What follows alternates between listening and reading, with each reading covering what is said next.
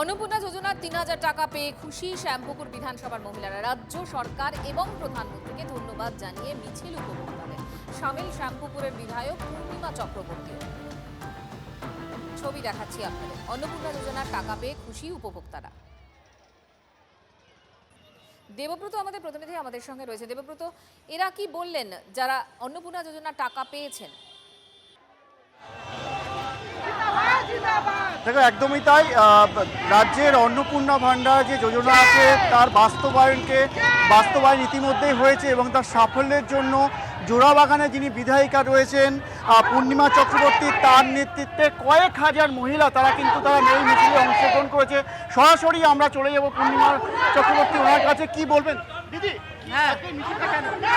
আজকে মাননীয় মুখ্যমন্ত্রী শুভেন্দু অধিকারী মহাশয়কে শ্যামপুকুর বিধানসভার মাতৃশক্তিরা ধন্যবাদ জ্ঞাপন করছেন।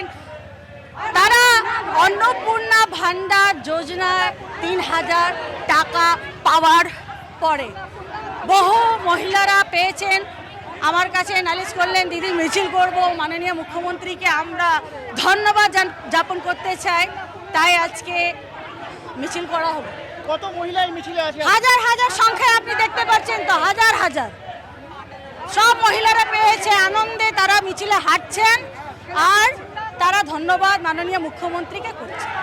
আর যারা পাননি তাদের উদ্দেশ্যে কি বলবেন? দেখুন, 1,75,00,000 মহিলারা আবেদন করেছেন, 1,45,00,000 মহিলারা পেয়েছেন। কিছু মহিলারা পাননি, তাদের আন্ডার প্রসেস চলছে, তারা পাবেন।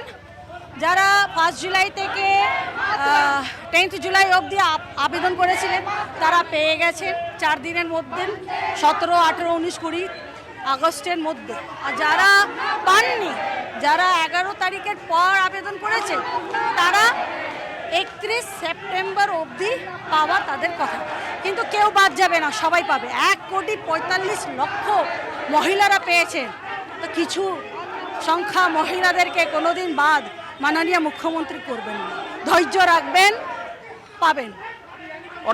অর্থাৎ তুমি শুনলে, তিনি বললেন যারা অলরেডি এখানে। শ্যামপুকুরের বিধায়ক পূর্ণিমা চক্রবর্তী তার আশ্বাস, ধৈর্য রাখুন, অন্নপূর্ণা যোজনার টাকা সকলেই পাবেন যারা যোগ্য।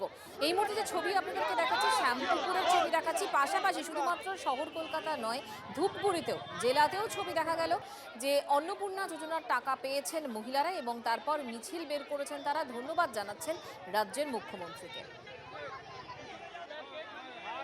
অবশ্যই ৩,০০০ টাকা তো কম টাকা না, এটা আমাদের সংসারের অনেক কাজে লাগবে। আমাদের অনেক যাদের বাচ্চা কাচ্চা স্কুলে পড়াশোনা করে, তাদের তো সেই পড়াশোনা বা বাচ্চাদের টিফিন সমস্ত রকম, বা যারা সংসারে যাদের সমস্যা, আর্থিক সমস্যা আছে, তাদের আর্থিক সমস্যার সমাধানও হবে। যারা অন্নপূর্ণা যোজনার টাকা পেয়েছে সেই খুশিতে তারা র্যালি করলো।